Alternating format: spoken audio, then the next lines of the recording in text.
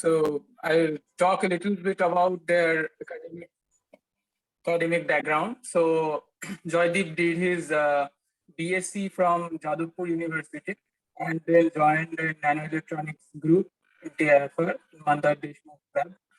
And Krishnendu did his BSc from Ramakrishna Mission Vidya Mandira, and then he joined as an integrated PhD student in Mandar's lab. So today they will talk about automation with PyView. It sounds really interesting that there's a collision of Python and LabVIEW. So I'm really interested to listen to the talk. And yeah, so now welcome Joydip and Krishnendu. You can go ahead. Thank you. So good morning, everyone. So today, as you see from this slides, today we'll talk about the automation with PyView. So let's start.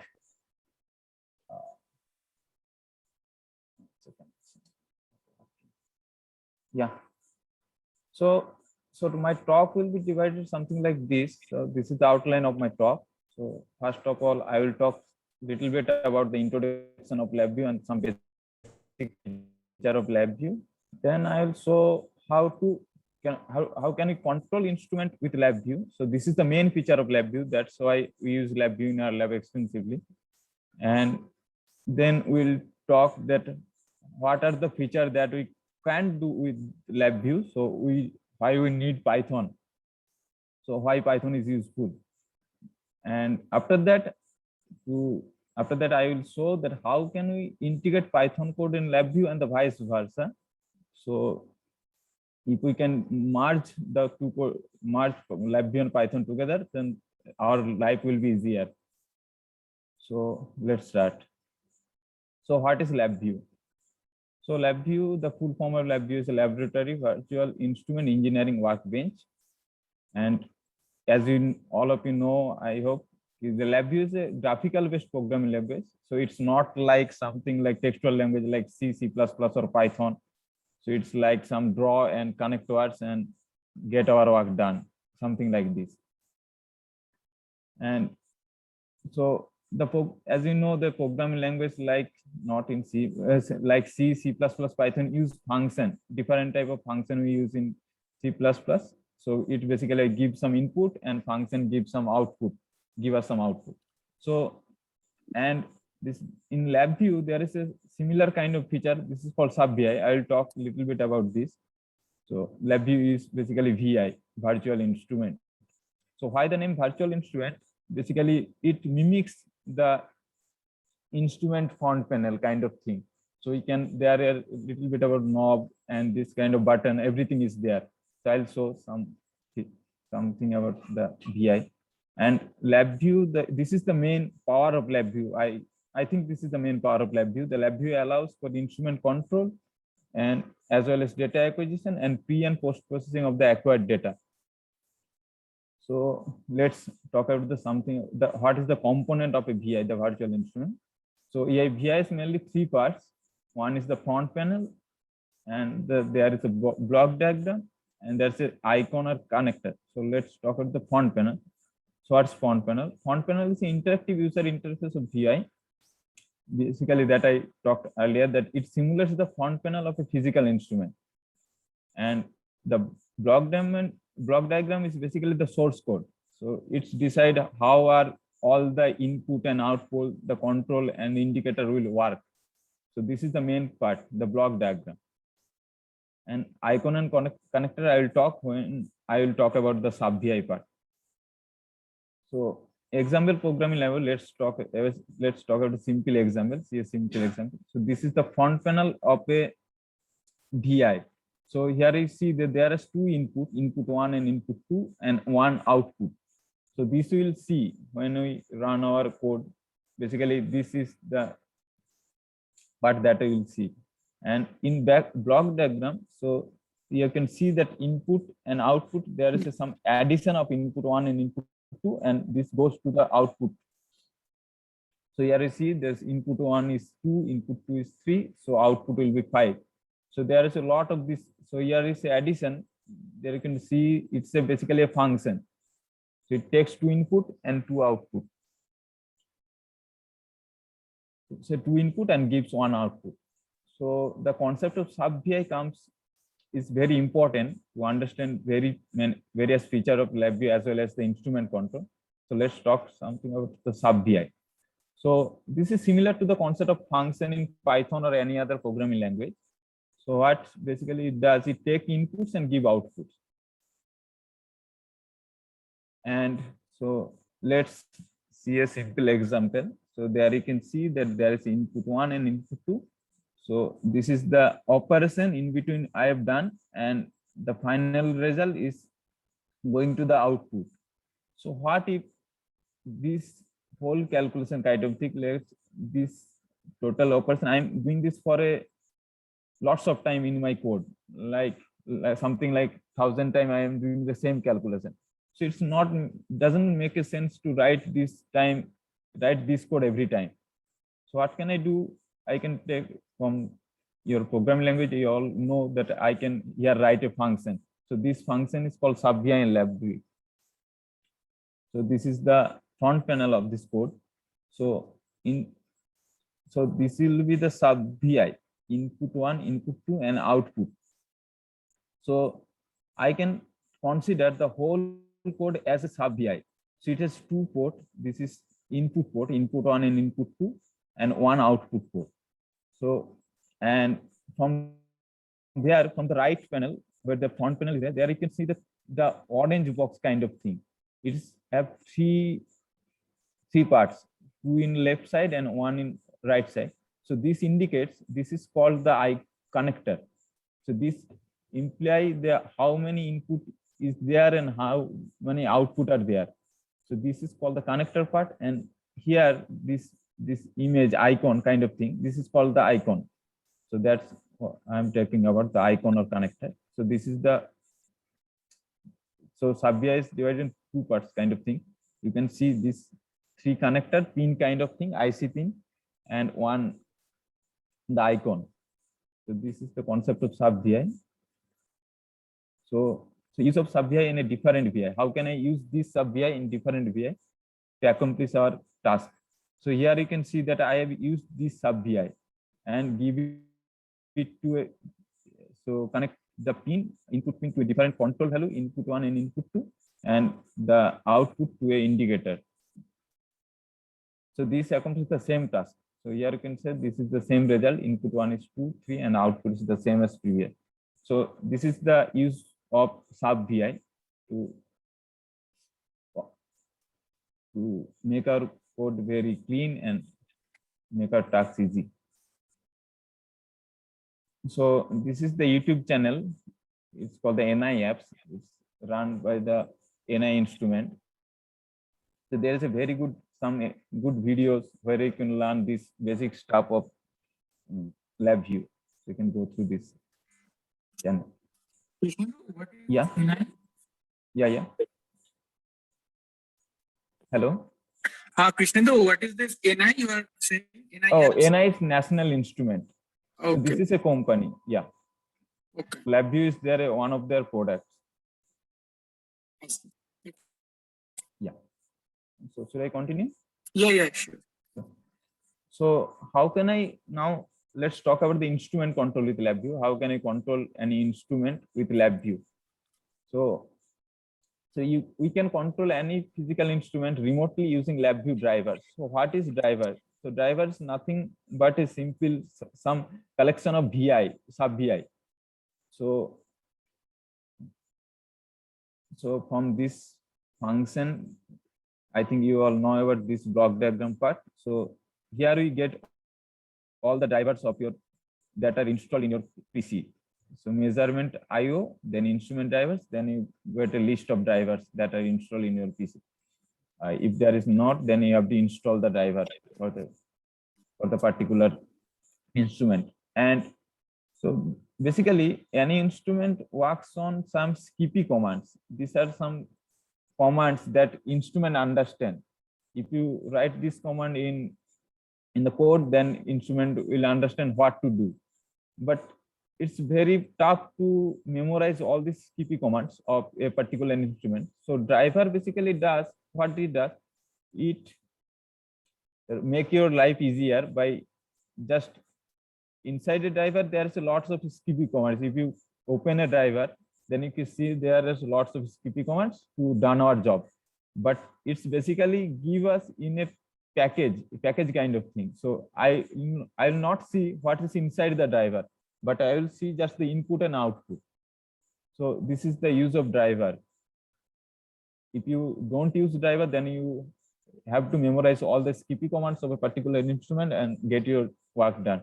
So this is very tedious job. So driver, this is in this way driver makes our life easy.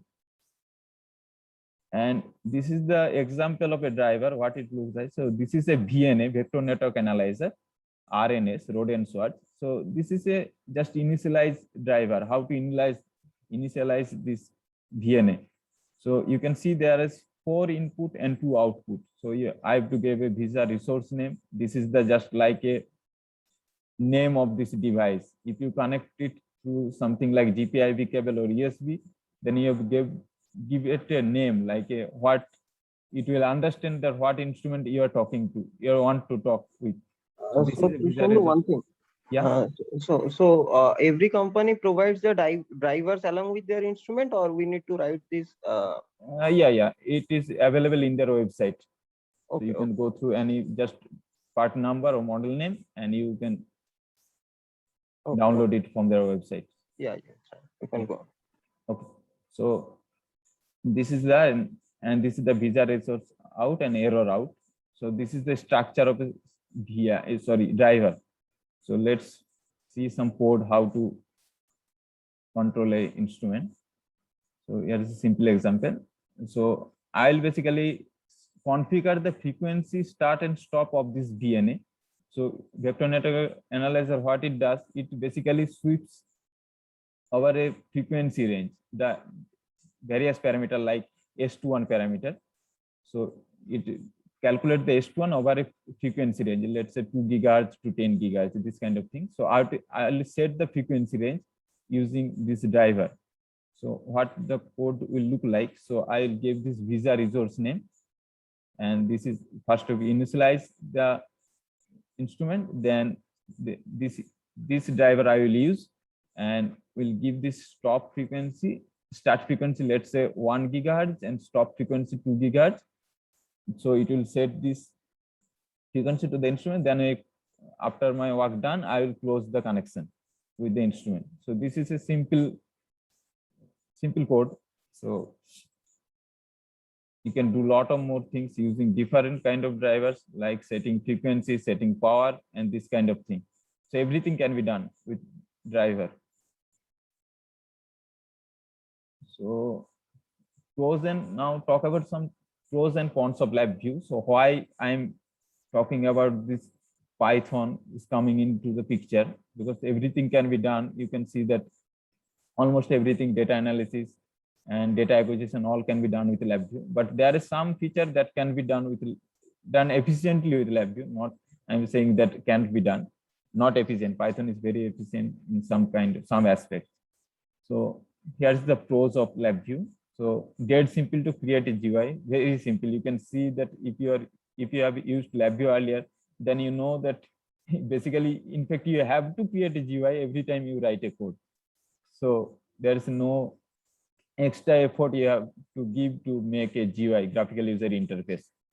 So this is a very pros of LabVIEW. And second is instrumentation is very easy. That you can very easily control an instrument using LabVIEW, using drivers. And there is a cons, not easy to follow a code and hard to debug. So you'll see that there's lots of wire in your code. You can see that everything is connected to wire. I have to give input. So if you are used to in textual programming language like Python and C, so you can there write a very clean code. But write a clean code in LabVIEW is many times very difficult.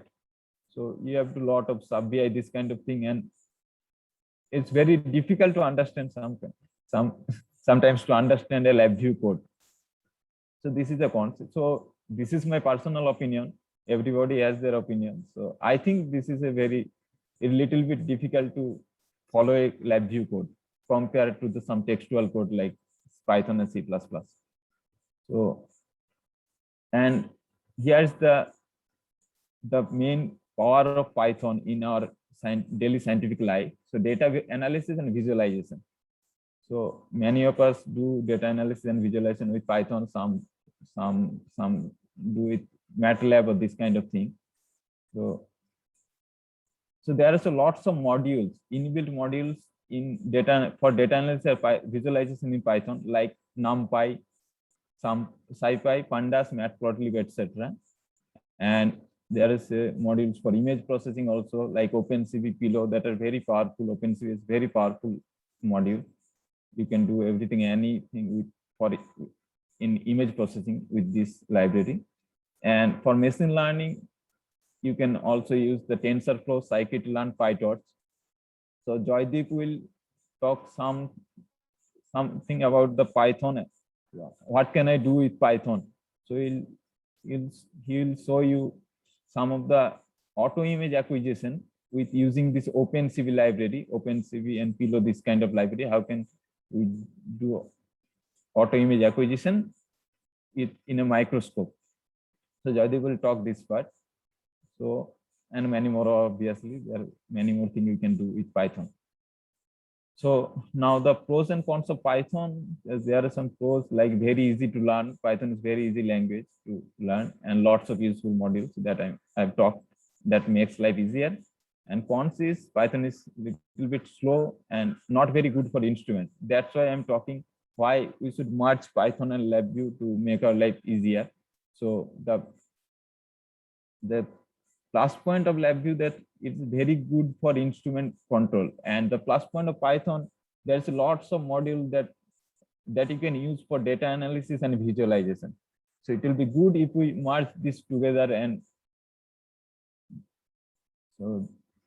and making good, this is another aspect, making good graphical user interface is a bit difficult in Python. So you can, for reference, you can use this Kinter or PyQt5 for making GUI, but that is different aspects. You can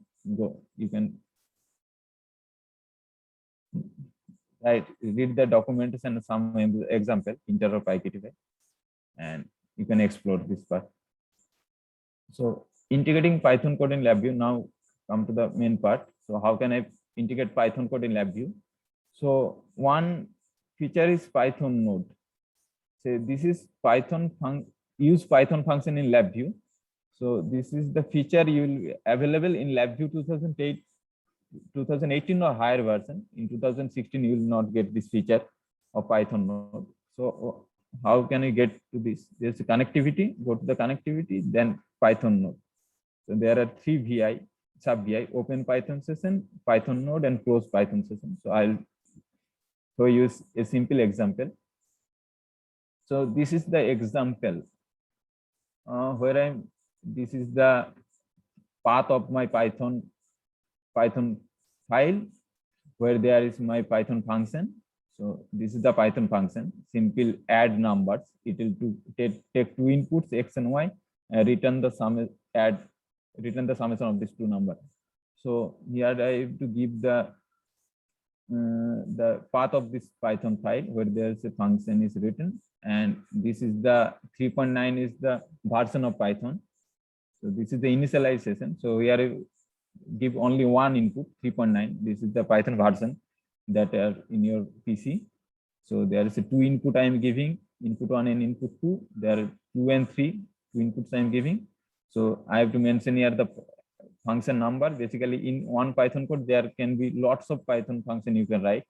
So I have to specify what function I am calling. So this is the Python function name, add numbers, and this is the output. And after that, I am closing the Python session, the Python node session.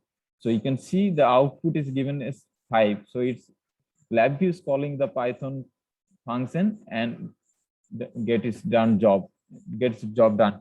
So that's a very cool feature in LabVIEW. Basically, in some cases, you can do the data analysis using this Python node. So maybe if someone needs some kind of Python function, Python modules like SciPy or NumPy, some feature of SciPy. So you can use directly here. And so this is main part. And call LabVIEW VI from Python. Now go to vice versa. How can I call LabVIEW from Python? So this is the code. Basically, you have to write in Python to, it will be easier to follow. So LabVIEW works as a ActiveX agent. So ActiveX means there is some kind of feature in an app that you can run this app from a different program like Python, any kind of. So LabVIEW serves as an ActiveX server. So using this Win32 pom.client, so it works as a ActiveX client, and in this case LabVIEW works as an ActiveX server. So server means it serves the data, and client basically it takes the data from LabVIEW. So this is the LabVIEW type application. You have to write which application you want to run, and that get VI reference. This part you have to give the name of this, the file location of this VI, which VI you want to run. So this is the, and here the by using the set control value method, you will give the input to this VI. So there is you can see that there is two input one and input in the right panel. You can see in the VI there is two input. So I'm giving this input using this set control value through Python, and you can also give the Boolean value also. So here is the Boolean value. It can take two values, true or false. So I am here using a loop. So first of all, I am giving this true value, and after that I am giving this value false. So true value, what it does, when it's true, it simply adds the two numbers, and when it is false, it subtract the two numbers. So after that, vi.call runs the VI, and output, you can get the output from Python using this get control value function, control value method. So this is get control value, and here the output you can see that in the first case, since the input is 5 and 10, in the first case I am getting the output 15, so it's basically adding the two numbers, and the second case I'm getting the output -5, so it's basically subtracting two numbers. So it's working fine. So you can do lots of things using this Python. So and run a VI, and let's go through the same example of this VNA that I showed you earlier, how to set the frequency. So in this time I will use Python to set the frequency of the instrument. So the code is something like this. So in this case, I have start and stop frequency. I have made this, instead of constant value, I make the control value. So these are the input. I can change it. So I have set the start frequency 1 and stop frequency 2, and this will be the code, something like this. So it will do our job. So thanks for your attention. If you have any question, please ask.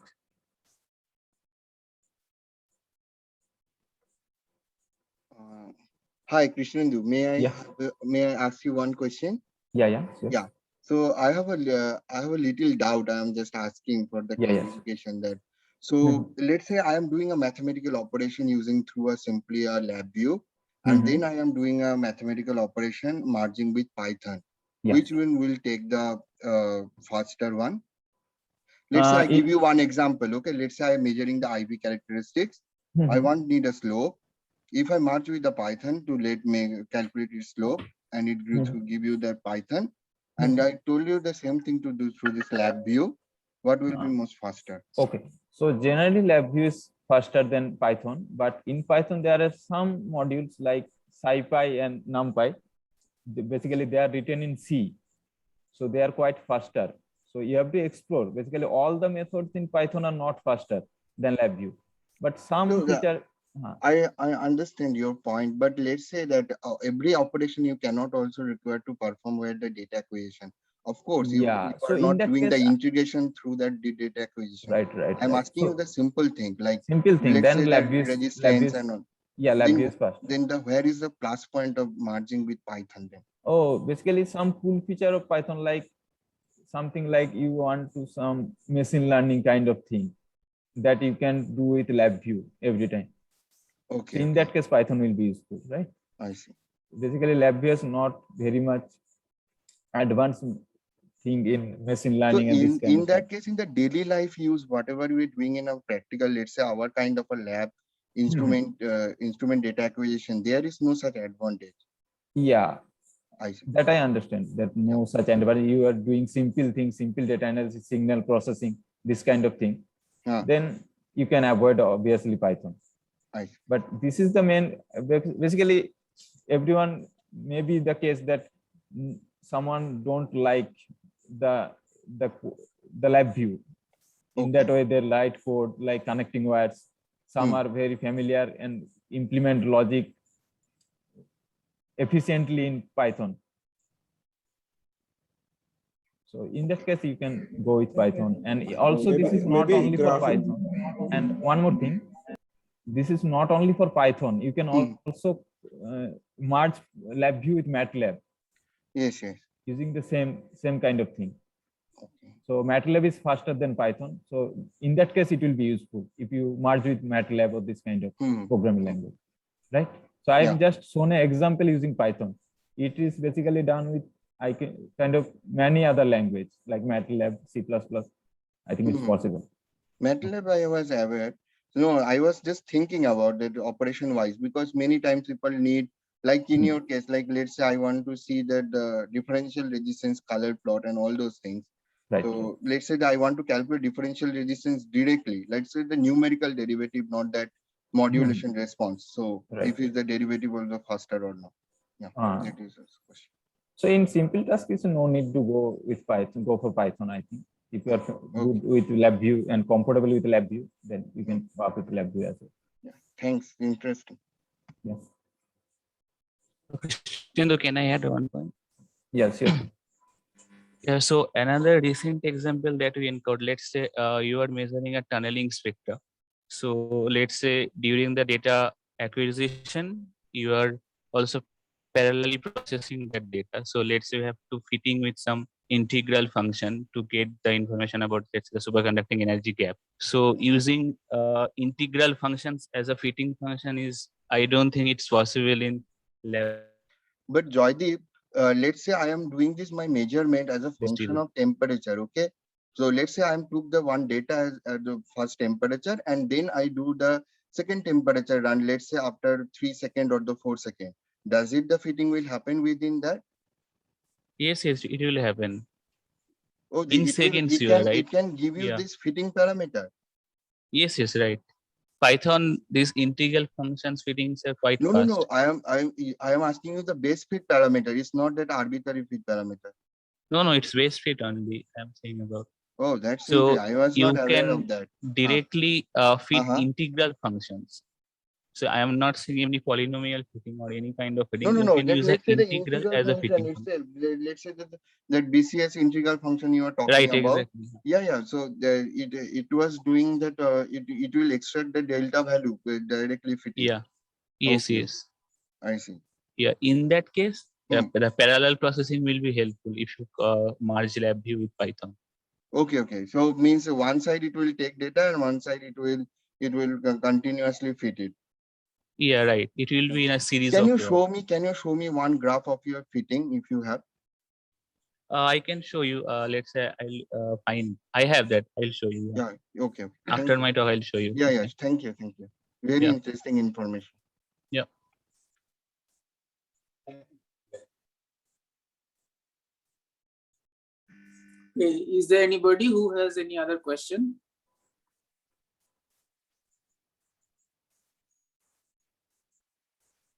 So Krishnendu, what kind of measurement do you do using this PyView code? I've not basically done anything. So Joydip has used one aspect that you talked.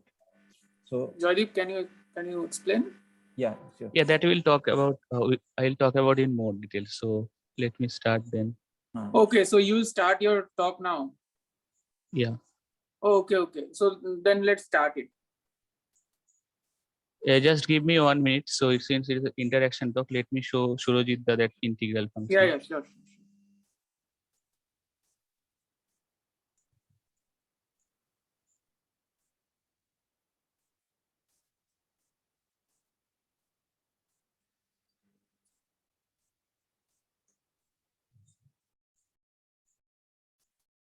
So should I share screen? Okay. Yes, Joydip. Yes.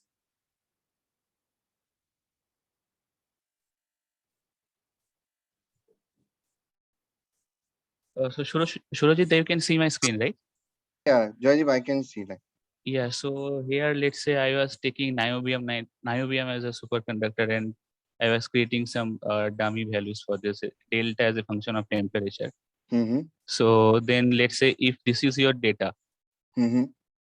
then you can feed as an integral function Mm-hmm. and feed that data directly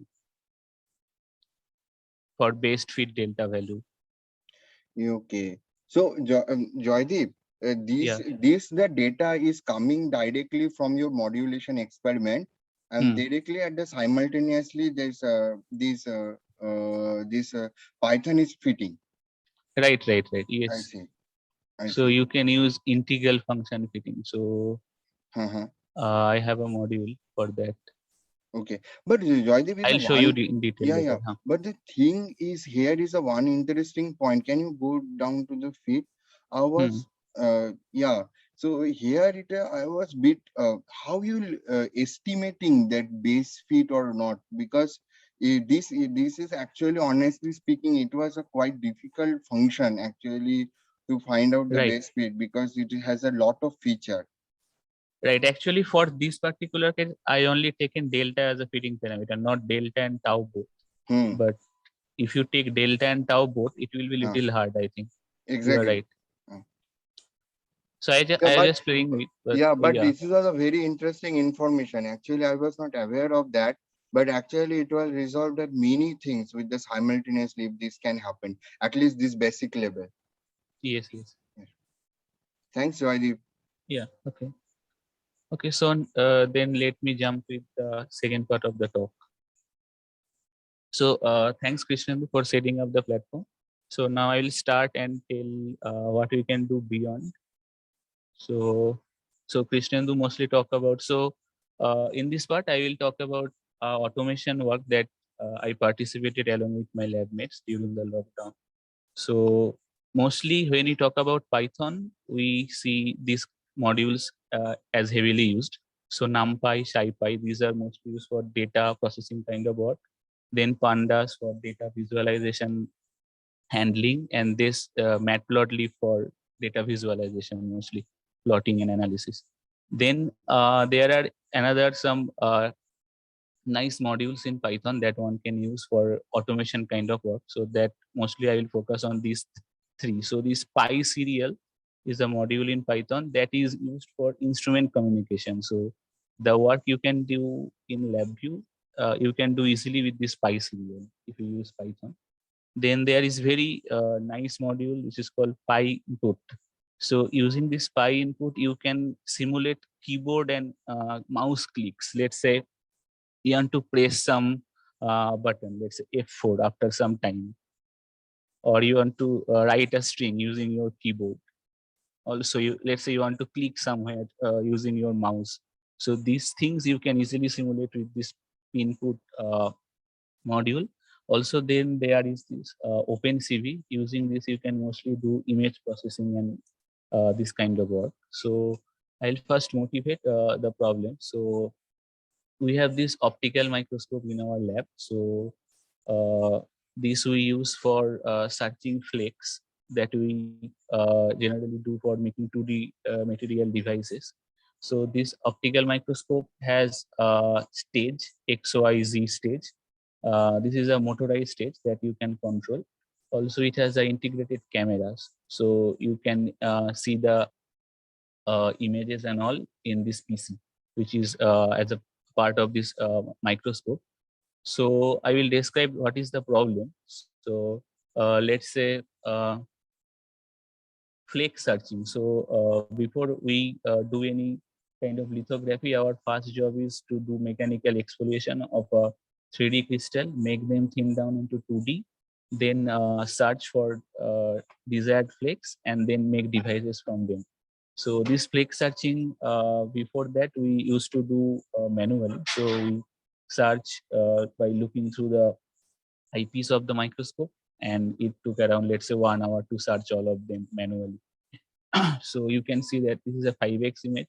Here is a graphene flake. So if you zoom that, so this is a desired flake that we want to use. So this is another, let's say, HBN flake that we want to use for stacking. And our end goal is, if you can do stacking nicely, then end of the day you'll get a good device that you can measure. And so the main part was of this project was to manipulate the XYZ stage and click image at the different corners of a chip. So this is a stage and this is the progress camera. So the algorithm is kind of this for this auto image acquisition. So given 4-corner coordinate of a chip. So let's say we have a rectangular chip. You give, so we wrote a code in Python. So the Python code will ask for some input. So you give 4 corners coordinate of the chip. Then the code will itself generate a 2D grid, and then it will start raster scanning. So it will go to each point, click image at that point, and save that image as a file name as the XYZ coordinate name of that point. Then the clicked image will be stored somewhere for analysis part. So after all these images get clicked, then there will be another code running that will search for which flake is best. Let's say which is monolayer graphene, which is bilayer, kind of that. So the first part of this was little hard. So why it was hard, I will now describe. So the first part was the manipulate XYZ stage. So this XYZ stage belongs to this company, Mars Wattler. So this is a open source. So you can get the drivers and all online. So we control this XYZ state using this PySerial. But I am sure that you can do with this LabVIEW also. So it was just a choice for us. We did it with PySerial. But the another problem was this progress camera. It was not open source. So you cannot get the internal commands or any drivers for this progress camera. So there we use this Pineput that helped us actually. So you don't need to get the internal code or command or anything. Let's say if you, so this camera is run by a software, progress software. So we use that software only, but inside the Python code, we give some command. Let's say if you press F4 key, then it clicks images. So we simulate that creepage using Python. So we give a command in our Python line that press key F4, then write a string to give the file name. So in that way, it saved our life. So we don't need the drivers and all. We just use this pinput to simulate the creepage and mouse clicking. So that way it saved the life. So let me play this video. So if you find this interesting. So if we run this code, so it will now redirect to that software. So it is now all automated. We are not doing anything. It will move the stage, click images, and save as the XYZ coordinate of that position. So once we run that code, our job is done. It will automatically raster around all the chip and save the value. Save the images. So after that is done, it will store all the images in a desired folder that you have given.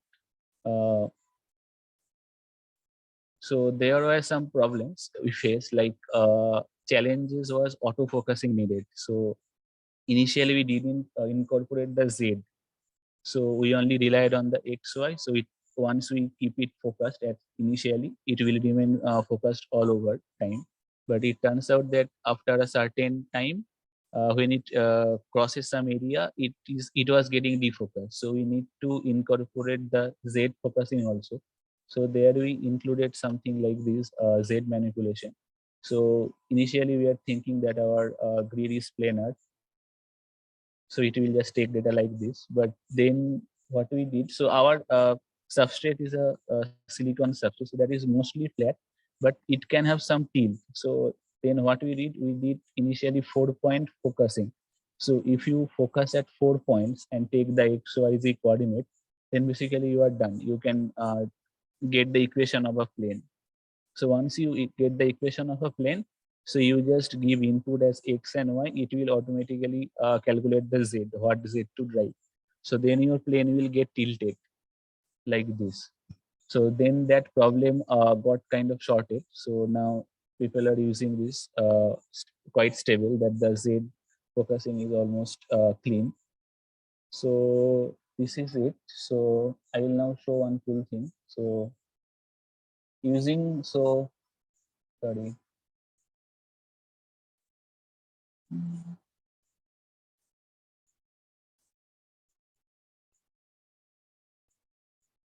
इसका तो हो गया, ठीक है, sorry. So this is the key controller. I will show one full example. So we are just importing this key and controller from this P1 put.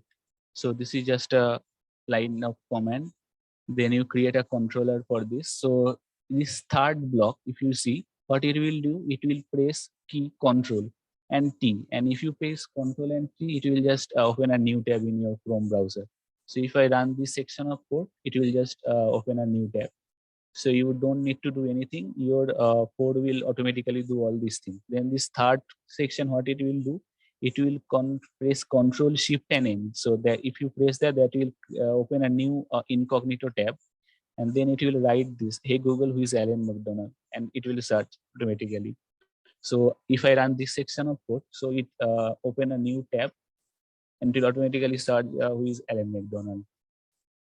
So this kind of thing you can do easily. So let's say so why I am saying this, it may seem simple, but let's say in some cases you don't have access to drivers for some instrument, but you have software for that and you just need to press some key to run that. So now let's say you need to click somewhere, let's say here or here, to run a software. Then you don't need to go to all details of drivers and all. You can just simulate key press and mouse click using this key input keyboard. That is a very nice tool in Python that we found. So yeah, so that was the part. Then other possibilities that you can combine Python and LabVIEW that Pratap did to make make a plotting software. So what he did, this you can so if you see these things, these are all LabVIEW properties, this cursor and all. So after he made this, he integrated this with Python. So the final image that you will get, that will be plotted in Python, and Python plots are much cooler than your LabVIEW plots. So yeah, for GUI based things, Python is no doubt a better option than LabVIEW. So that's it. If you had some question, then I can answer.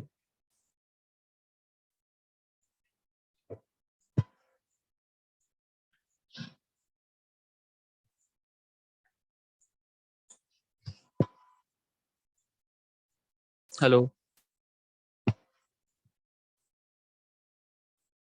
Hello, Joydip is audible. Okay. Yeah, okay, fine. Hi, Joydip. So it's really interesting to see that you have automated all those things which you needed to do manually. But this graphene sheets which you are searching for the correct one.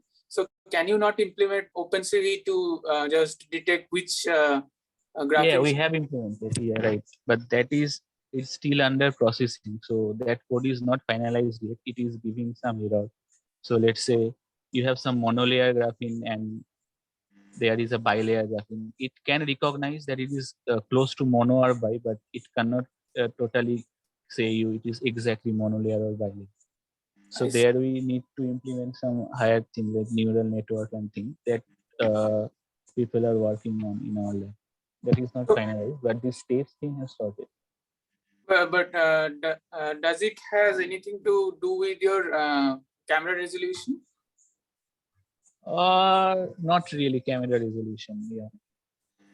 So you You just need make a to, huge data sample and it. Sorry. you need to find the details of the image, right? So Right. the more number of pixels are there, the better you can understand. Yeah. So these images are quite high resolution actually. So. Okay. Oh, what is that? How much? So I think it is 2400 cross something. So it is HD for sure. Okay. 242180 cross 21 something. 2120. I see. Yeah. So you can see like this image. These images are quite detailed. So Yeah. these are taken from a the same microscope. Okay. Yeah. So let's say this graphene one. So if you see.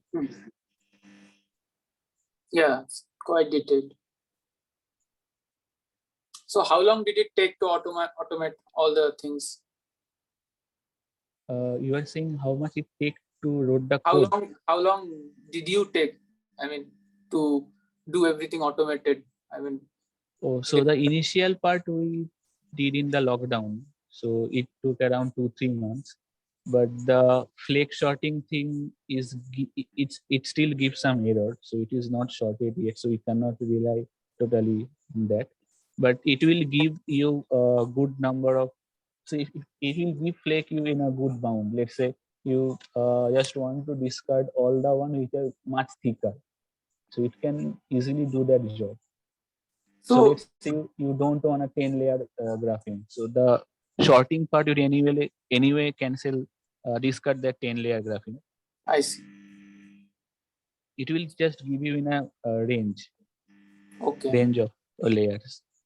It cannot tell you it is just mono layer. To that is the thing. I see. Okay, thank you. So is there any other question anyone want to ask? Hi, Joydip. It is a very interesting talk. I just have a bit of technical question to you. Yes, sure. If you like. So first, my question is that how much area you can cover using that thing? Means how much area means, let's say this, if I talk about the substrate size. Right. So in the say, let's say the 10 mm, 20 mm, and how much grid I can cut that grid. Right. So if I remember correctly, these images are actually 250 cross 250 micrometer square size. So this 10 micron one. This one. 200 micron one. Joydip, is it no, sorry. So 10 micron one. Sorry. So Joydip, is it that the gridding you did, let's say that, is it a better way? Let's say, Joydip, I am just guessing. Okay, I'm just short of a news so in that. So let's say I first take a area. Okay, let's say that 10 mm cross 10 mm, and then I divide it to sum of the pixel, and then if I zoom it more and more area, and then I grid it more, that will be faster. Or is it doing like a brute force method on the same all the area at the same time? Okay, actually one thing comes into the play, that the defocusing thing. So we found that doing image acquisition at 50x little hard. If the chip gets defocused very soon, but then we tried at 20x. At 20x, the focusing is stable. No, do you get my question? Means, yeah, that is your question, right? No, my question is not that. My first question is that say when I searching something on an area, so is it that I am doing a brute force? Let's say I am searching something on a 10 mm cross 10 mm. Okay, this is just a number. Okay, I am dividing in a grid, and I am going each point. Okay, right. Or there is another way. I have a 10 mm cross 10 mm. I am now making a larger grid. Then I go to one of the area, and then I'm making a more number of grid. I increase. Okay, let's say 10 mm cross 10 mm. I first divided in 10. Then each 10 area I am going, and then I am making again a 50. So you guys doing like this, or you make it a 10 mm cross 10 mm and you divide it directly by, let's say, 500 cross 500? So the way we do, we divide the total chip area divided by 250 micrometer square, 250 cross 250. I see. So if you see this image, it is at I think 20x or 50x image. So there it is detailed, quite detailed. So if you go to 5x or 10x, you will get you will lose some information. But if you do at 20 or 50x, so it will give you enough information about how much flakes are So there. in that I see that sometimes like we are using, as you mentioned, like let's say that you have a silicon substrate. So silicon substrate, over there is the oxide layer, and this oxide is is like a amorphous kind of a thing. Okay, it can't be a flat. So there is a ups and down, as you mentioned already. So let's say rather than how much it's difficult, rather than mapping a plane or a thing taking an intensity, if I consider a intensity as my measure rather than a plane. Okay, so first of all, if it has, I don't know much about the details. So SiO2 is there, but the roughness will be in nanometer scale, right? Yeah, when you talk about a monolayer, you have to consider, isn't it? Yes, right. You are not talking I about, think let's say, that it will be 20 or problem 40 if we do nanometer. You're kind of talking about a monolayer of graphene. tomography kind of measurement, topography, surface topography, STM kind of measurement. Then they are that roughness will matter, but here Oh, it will yeah, not yeah, I matter. understand. But when you say the defocusing kind of a thing, I'm just asking if I take a measure of a intensity rather than a plane, it will be much difficult. Intensity, okay, intensity of reflected light kind Yeah. of thing. Okay, so then we'll have to play with the microscope parameter and all. That will be that is can I add it, Joydip? sure, This sure. question? Yes, yes, please. Yeah, so just one Yeah. thing is you're saying maybe changing the area. First of all, we don't have the option to change the magnification. Normally, we don't have the automation on the magnification. Yes, yes. So we fix at one objective and we take all the images. That is one limitation we have. And one more thing is the jet value that Joydip is saying it is not the problem in the silicon oxide. Normally, if you when we are cleaving the chip, there will be some dust particle underneath the silicon chip that actually varies the slope of the chip. Sometimes within the the holder where we are keeping the silicon substrate, it may have its own Roughness. not roughness, its own inclination. It may not be parallel to the path of the microphone. So these are things we are correcting in JET. So other than that, silicon oxide thing is not a problem. So we are okay with that. And regarding intensity thing, so Bharmaji, in that case, you can control Z position. Yeah, we have the automation in the jet, right? So we every time we are going to that particular jet point. I see. We have the automation. We have the stepper motor for that also. And regarding intensity thing, maybe we were tried instead of giving the jet value every point, we can just do the auto focusing also. Yeah, but in that case, yeah, autofocusing or what my condition is that if you know like a calibration, you know, for a what intensity, what is the Z, and in that your step motor can fix that intensity. Like that, it is a feedback loop.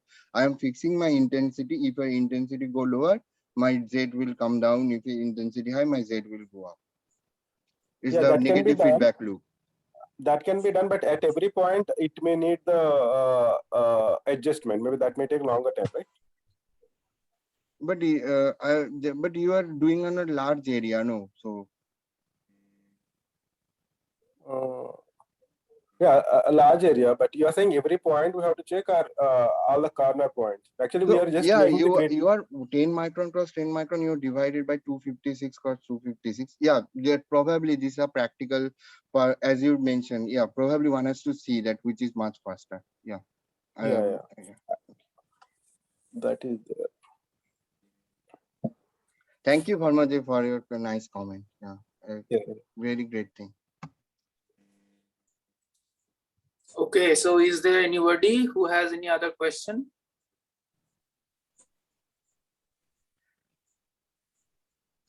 if no one, Joydip, I would like to come back again the superconducting spectra. Okay, if no one has question. Yeah, sure. Okay. Okay, sure.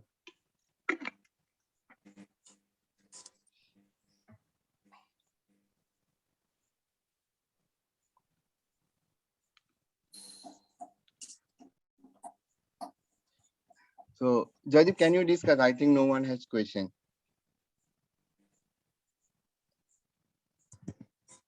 I think no one has question. We So can can you discuss. discuss?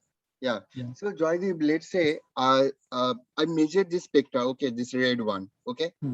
Let's for the simple case here, you write down this integration and you do the base fitting.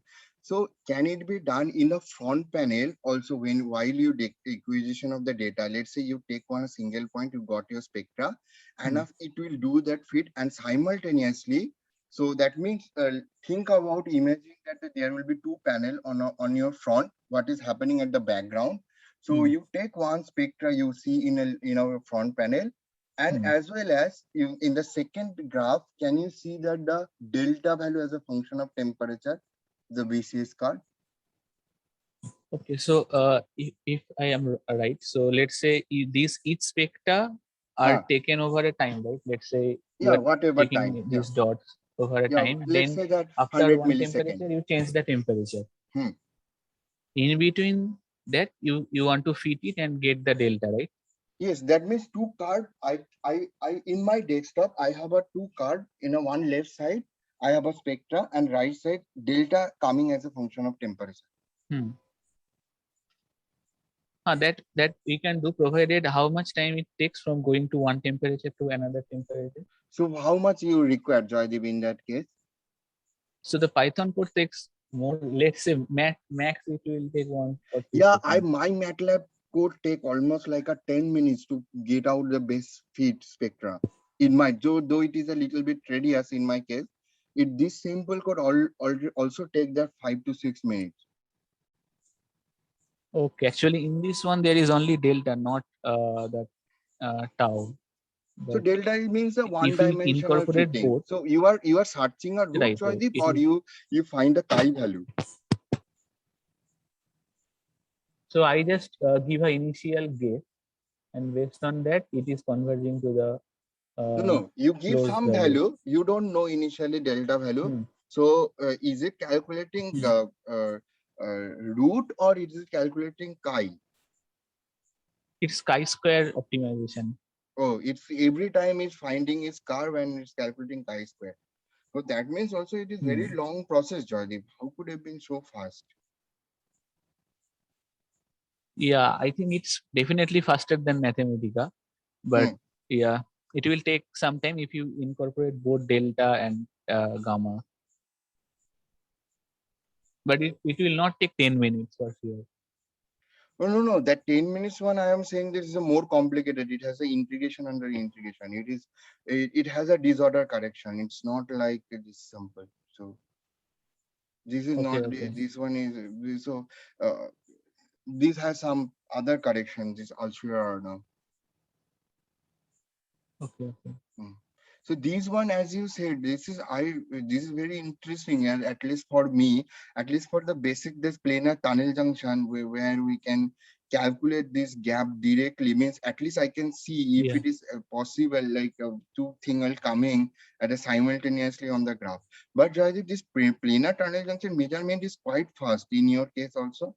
It's like each point, how much you give the time to take the spectra. Oh, this one we didn't measure in our lab. So this one I was doing course under Pratap sir, and at that time. Yeah. So Jai, did you try? You generally measure the resistance. You generally don't measure the conductance. Yeah, we measure resistance. Yeah. No, we measure resistance. Yeah. So I'll have to try. I will try one time. Yeah, sure. I will take your help. That I will definitely try. One of my friends. Okay. So that's pretty cool for me. Thanks, Joydip. This is a very one thing I learned today.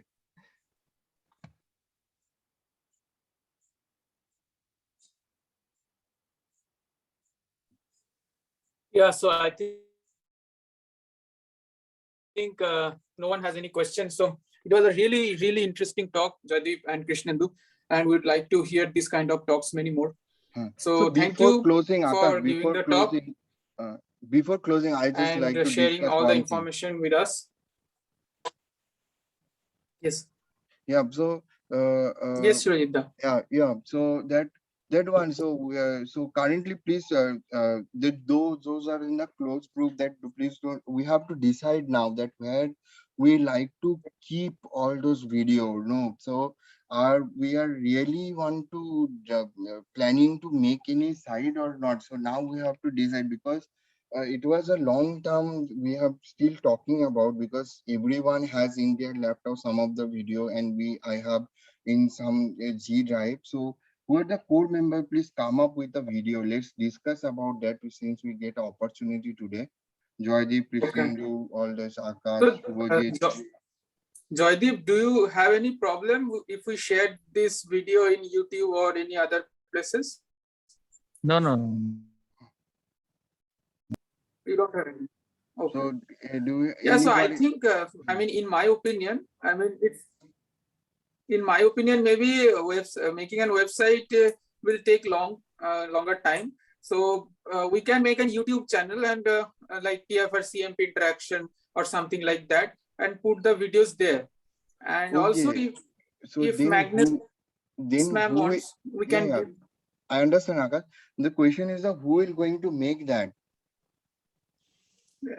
Is it very difficult? I have not made any actually, so I don't know. I have no experience. Still loading the videos on the YouTube. What, Bharmaji? We haven't get you. Please. It's very easy. Yeah. Loading the videos in YouTube is very easy job. It takes just uploading it. Maybe it's if the video is there, it's a 10-minute job. And there is an option you can keep unlisted, that will not show up in the public. Maybe if someone don't want to show their videos to the public, you can keep unlisted, and whoever have that link, only that person can see. But it will not in the public. Bharmaji, one more thing: is there any upper cap that how many video we can? No. Right now, no. Right now, no. Okay, then it will be very interesting that I can try creating the channel and at least have some initial videos. You will give the link that after making the channel. Okay. Yeah. I mean, you require password as well. I think I will give. Yes. So one time just we have to do it in a front, at least in the in this kind of the chat way. There's an online chat way, so that we can upload all the video. Once we see that, every time whoever be the host after the talk, they will upload directly in the YouTube. So you can stop the recording and I can start making now or later as well. Later as well also possible whenever you find time, because everyone has a time constraint. So I will use our TIFR Gmail and using that I will create. So as Bharmaji has mentioned, whenever the current talk was finished, we will not make it public. Okay, later on we'll make it public, but already video will be uploaded there. Okay. Yeah. So then there will be no problem to accumulate it in a laptop. Okay. So after 2 to 3 weeks, we can upload it in YouTube, right? Yeah, we can upload anytime, as Bharmaji mentioned. So you can upload immediately. You can publish later. Oh, I see. Yeah. Then there will be no chance that to miss that all the videos. Yeah, that is all right. Okay. That is, I think we can do immediately, and later website and all we can try later maybe. Yeah. So Shubhajit, whenever you find time. Even you make the website, you can keep these links in the website directly instead of website means you have to buy the space again. So that is also a problem. Yeah. Okay. I will give within this weekend. Thanks, Shubhajit. Then we'll upload that video immediately. So okay. Thank you. Thanks. Okay, bye. Yeah. Bye. Yeah. Thank you. So if I have time, I will also upload. Means I have the Google Drive link as well, so I will also upload some of those videos. Yes. Whoever have Shubhajit, you done it and you upload it and share the link, and we'll also start the uploading. Whoever has the Twitch video. Okay. Thanks. Yeah. Okay. Bye. Okay. Biswajit also said that he is okay with uploading his video. Earlier he said it's not okay. Now he's okay. Okay. Okay. Bye. Bye. Yeah. Bye.